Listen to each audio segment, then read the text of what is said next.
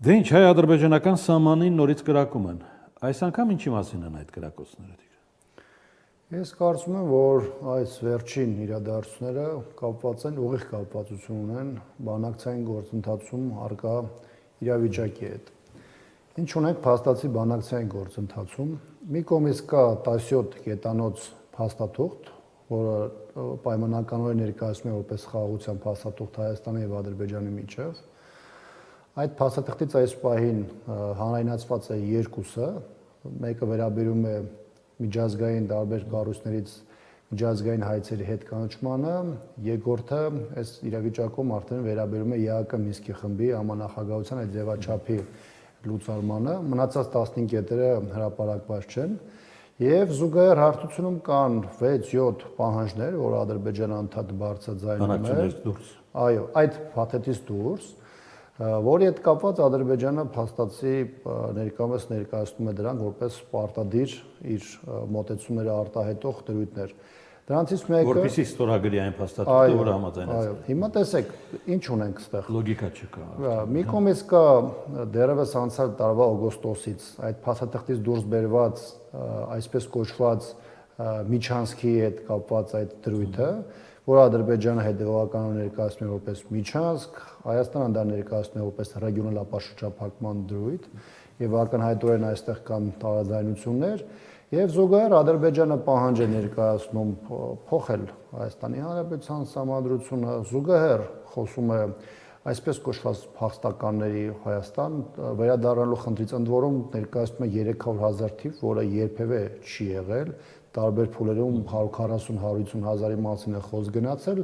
դեռ չեմ խոսում այն մասին, որ մինչև սովետական միության փլուզումն էլ Ադրբեջանում մեծ թվով հայեր են ապրել, Գանձակում, Բաքվում եւ այլն Սումգայիթում, որոնք հայտնի իրադարձություններից հետո տարբեր երկրներով են գնացել եւ առաջ է բերվում Հայաստանի ապառազմականացման հետ կապված դրույթը եւ այլն։ Այսինքն այն ինչ որ անում է Ադրբեջանը ակնհայտորեն ապակառուցողական է, որևէ տրամաբանության մեջ չի տեղավորվում բնականաբար, բայց փաստն այն է, որ Ադրբեջանն այս պահին իր համար տեսնում է հնարավորություն Հայաստանում ստեղծված իրավիճակի եւ իշխանության պայմաններում ստանալ շատ ավելին, քան միջև այդ ունեցել է եւ քան միջև դա ամրագրվել է այդ 17 կետանոց համաձայնագրում։ Այդ դեպքում ինչու փակել բանակցությունների էջը։ Ես չեմ կարծում, թե դա ոչինչ չի փոխելու հայ-ադրբեջանական օրակարգում։ Ես չեմ կարծում, թե Ադրբեջանը փորձում է փակել էջը։ Հիմա Ադրբեջանը համաձայնեցել։ Ադրբեջանն առաջին հայտարարեց, որ մենք ավարտել ենք բանակցությունները։ Հիմա տեսեք, Ադրբեջանը համարում է, որ սա կա, մի դարակում դրած է 17 կետանի գործընթացը, հիմա քանի որ որևէ տրամաբանության չի համապատասխանում նրա պահանջները, հատկապես այդ փաստաթուղթը չստորագրելու նրա այդ դրդապատճառները, որոնք առաջ է բերվում, Ադրբեջանը փորձում է իր ավանդական միջոցին դիմել, դա առաջնագծի տաքացումն է, տարբեր ուղղությամբ հրադադար ռեժիմի խախտումները, որոնք այս փուլում ունեն այլ դրսևորում, հաջորդիվ կարող են ունենալ այլ դրսևորումներ։ Հիմա սա այս պահին արտահայտվում է հատկապես սահմանամերձ այն բնակավայրի ուղղությամբ, որոնք մարտական դիրքերին բավականին մոտ են գտնվում եւ ցանկացած կրակոց կամ կրակահերթ, եթե նույնիսկ դրանք անկանոն բնույթ են կրում կամ կոնկրետ չեն թիրախավորում բնականներ եւ այլն, տներ դրանք ահաբեկման իրենց մեջ էլեմենտներ են պարունակում։ Օրինակ խնածախը, որ այն հիմնական ուղղություններից մեկն է, խնածախում ադրբեջանցիներն մարտական դիրքեր, որոնք գյուղի ամենամոտ տներից գտնվում են 100-150-200 մետր հեռավորության վրա։ Խոզնավարում մի քիչ հեռավորությունը շատ է, 400, 500, 600 մետր, բայց կապ չունի, երբ որ գիշերային ժամերին հատկապես կրակահերթեր են լինում, դրանք լսելի են լինում գյուղում եւ չասեմ խոճապային, բայց բավականին ահանգստացնող են։ Եվ ինչ տարբերություն կա վերջին 2-3 շաբաթների ընթացքում, եթե սկզբնական շրջանում դրանք բավականին քիչ ուղղություններով էր արտահայտվում, հիմնական խոզնավար, խնածախ, ջերմուկի կամ օրինակ սոտքի ուղղություններով, աստիճանաբար աշխարհագրությունը այդ հրադադար ռեժիմի խախտումների ընդլայնվել է, ընդհանուր խախտումներ են գրանցվում Բերդի, Մերաբի ուղղությունից, այսինքն Տավուշից, արդեն Գեղարքունիքի հատվածում, Սյունիքի մարզում արդեն խոզնավար, խնածախ, Արավուս, տեղ գյուղ ուղղությամբ եւ այլն։ Այսինքն այս ընթացքում թեև դանդաղ, թեև ինտենսիվությունը կրակահերթերի եւս դանդաղ, բայց որոշակի աճի դինամիկա կա Եվ դեռ պարզ չէ, թե սրանք այս դրսևորումները առաջիկա շաբաթվա ընթացքում ինչպիսի ընթացք ունենան։ Ձեր նկարագրածը ենթադրում է, որ իրավիճակի տերը միայն Երևանն ու Բաքուն են։ Ну Երևանը պայմանականորեն այստեղ ասած, որովհետև նախաձեռնությունը Բաքվի կողմից է։ Արտաքին պատասխանատու չկա այս հարցում։ Գիտեք, երկու բան կա, թվում է թե դրանք տարբեր հարթության հարցեր են, բայց որոշակի բախումներ է սա բերում, էլի նաև տրամաբանության։ Մի կողմից Հայաստանն ու Ադրբեջանը երկուսն էլ հայտարարել են, որ միջնորդներ չկա, երկուսն էլ հայտարարել են, որ Հայաստան-Ադրբեջան բանակցային գործընթացում պետք է չէր միջնորդ լինելու, կարծես թե այս մասով կա կոնսենսուս։ Մյուս կողմից կան շահագրգիռ երկրներ, դրանք նաև այն երկրներն էին, որոնք ողջունում էին բանակցությունների ավարտի հետ կապված, այն երկրները, որոնք նաև ռեգիոնալ եւ աշխարհաքաղաքական տեսանկյունից ունեն կշիռ եւ որպես կանոն նվազագույնը վերջին տասնամյակներում ներգրաված են եղել մեր ռեգիոնալ տարբեր իրադարձություններում։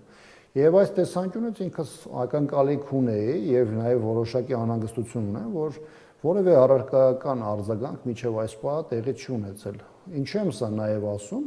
որովհետև Ադրբեջանը նաև որոշակի տրամադրություններ է շոշափում, հասկանալու համար, թե իր այս կամ այն քայլը,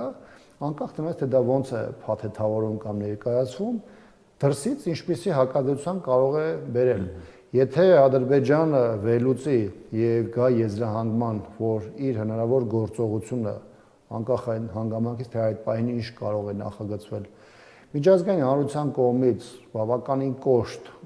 հակազդեցության չի բերելու, դա չի վերաբերում միայն հայտարարություններին։ Ադրբեջանը այստեղ կարող է ավելի անկաշկանդ գործել եւ արկածախնդրության հավանականությունը կլինի շատ ավելի բարձր։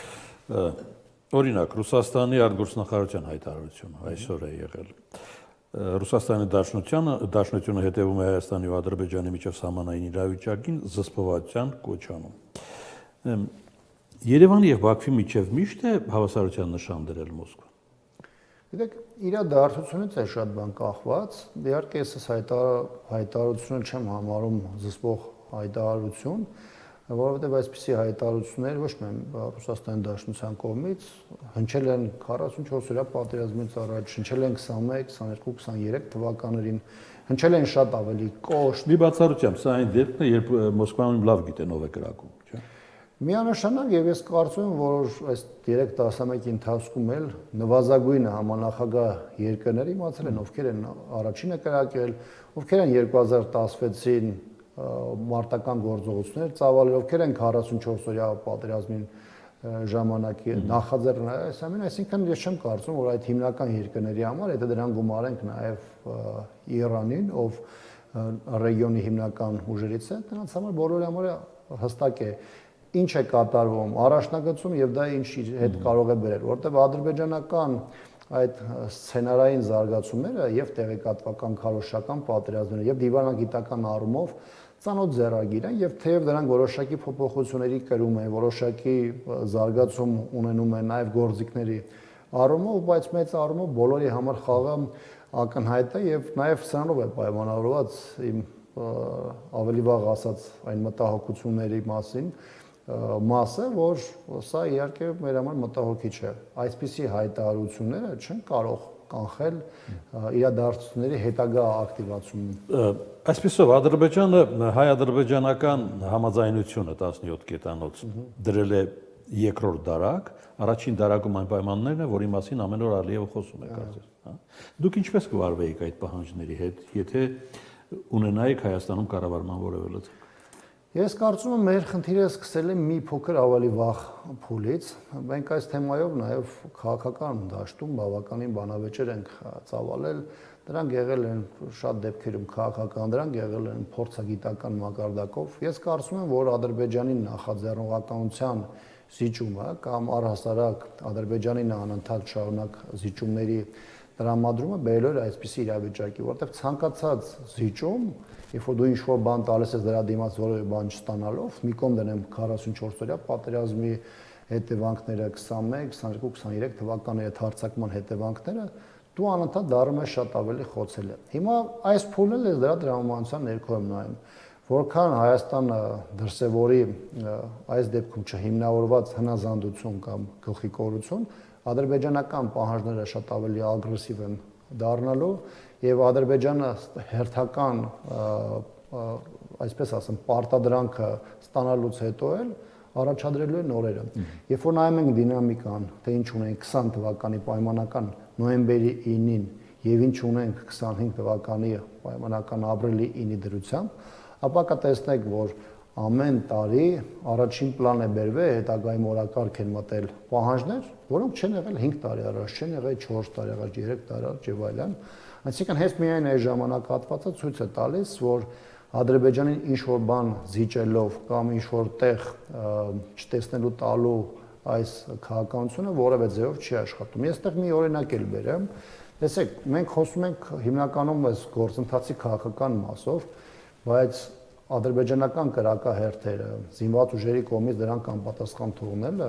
դրանք բարեհոգեբանական բավականին մեծ հետևանքներ են առաջացնում եւ զորքերի համար, եւ հիմնականում սահմանամերձ համայնքի մեր հայրենակիցների համար։ Խոսքը թարմ միջադեպերի մասին։ Այո, նո դա ընդհանրապես է այդպեսին, բայց եթե վերցնենք այս վերջին օրինակը եւս, որովհետեւ դու զինծառայողի հոգեբանությունը նաեւ լավագույնս իմանալով իմ համար շատ ակնհայտ է, թե սա 1 օրվա, 2-3 օրվա ընթացքում ինչ ազդեցություն թողնում, երբ որ դա դառնում է շարունակական, երբ որ հակառակորդը տանանթատ կրակում է, դու լռում ես, թե դա նաև բարեհոգեբանական առումով ինչ ազդեցություն ունում այդ մարդկանց վրա։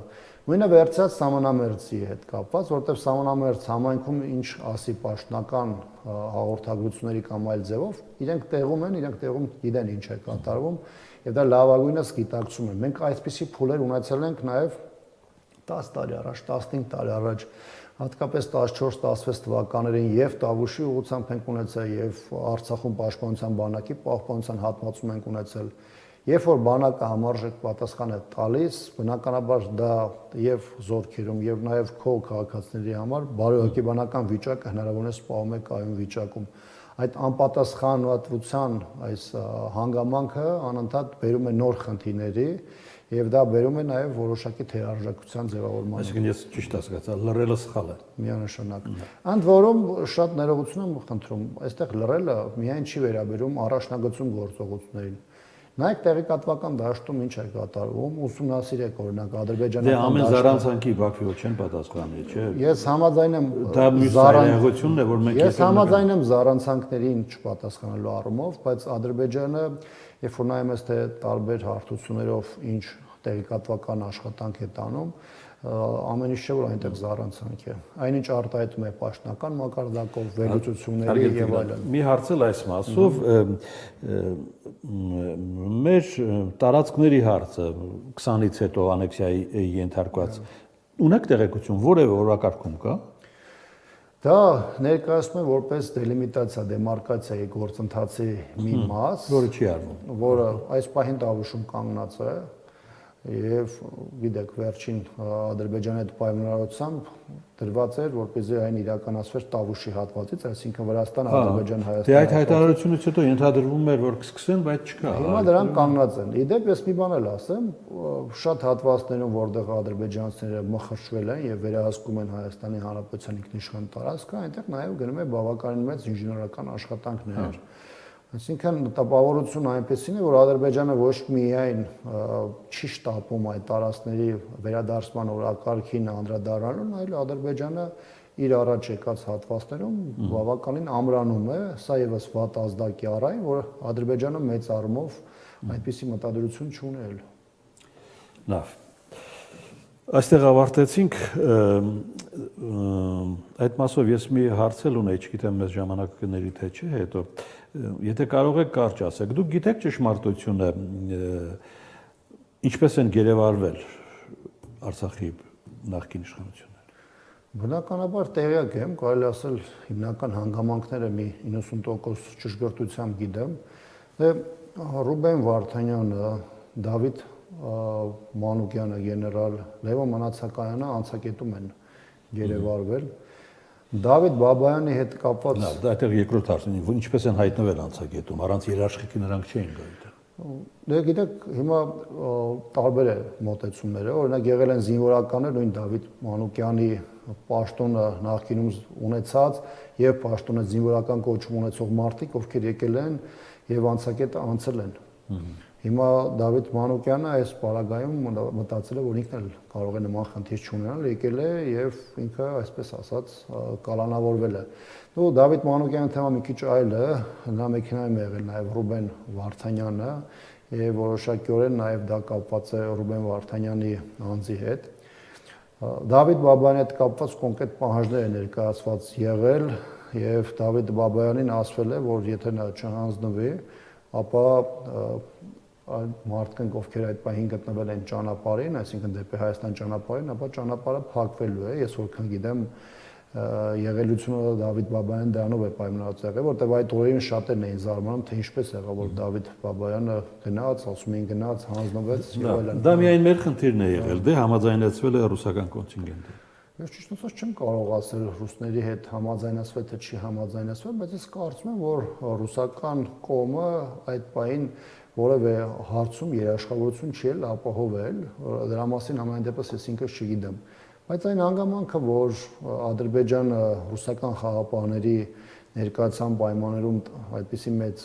օպերացիա իրականացրել, ինքը նշանակում է, որ եթե այդքան մեծ օպերացիա իրականացվել է, ապա նմանատիպ հարցերում էլ ռուսական կողմը կարող է զերծ մնալ որևէ ազդեցություն։ Այսինքն ադրբեջանցիներին հաջողվել է ռուսներին խաղից դուրս թողնել։ Այն սցենարում, որը նրանք նախատեսել էին Արցախի դեմ։ Ու համենայն դեպս ստացվել է իրանց մոտ։